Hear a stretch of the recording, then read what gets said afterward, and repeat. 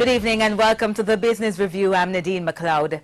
It is increasingly being recognized across the world that in order to address issues of development, a focus on the social economy is critical. But what is that social economy?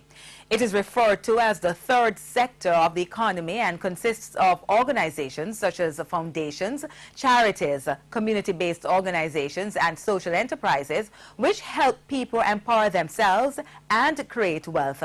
In 2012, social enterprises, one of the key players in the social revolution, generated US $2.1 trillion in revenue, and its growth is estimated at 15% per annum.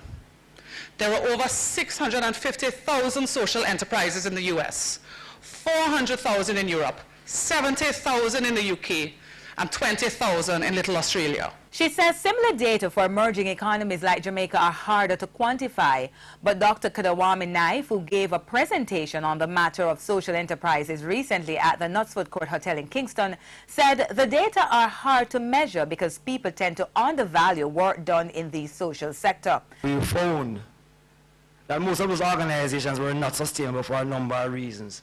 The primary reason being that their revenue source, their income source, is controlled by other persons. I mean, they are really welfare organizations, delivering really needed services, but welfare nonetheless. However, out of necessity, we try to do some fundraising. And what we have found that the bigger the organization is usually the more scope there is for enterprise development, but sometimes they do not even recognize that the work that they are doing can generate economic value. Dr. Naif added that these social enterprises need to start thinking like businesses in the private sector and to develop business models, a governance platform and strategies to reinvest funding in a clearly defined growth strategy. He says that is because social enterprises aren't about welfare but about wealth creation among those who are less well off in the society. He believes such reorientation will be even more critical as grant funding declines because the country is not poor enough to receive it. Stop telling yourself lies in Jamaica. Jamaica is not a poor country. It might have very selfish people in the country, but we're certainly not poor. So until you recognize that Jamaica have a whole heap of money, you still believe in the illusion that they need to be begging people for money. You could be broke and so much people coming from your country to invest in your country to start businesses. How comes you don't have any money here in Jamaica? There's nothing of value. But you see, so many persons are still coming to Jamaica to invest.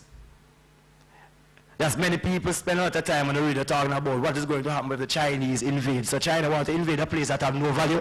He said it is that value which social enterprises should tap into to not only produce for the local market, but also for export. The third sector has emerged as the most important area to move Jamaica forward because that is what is necessary.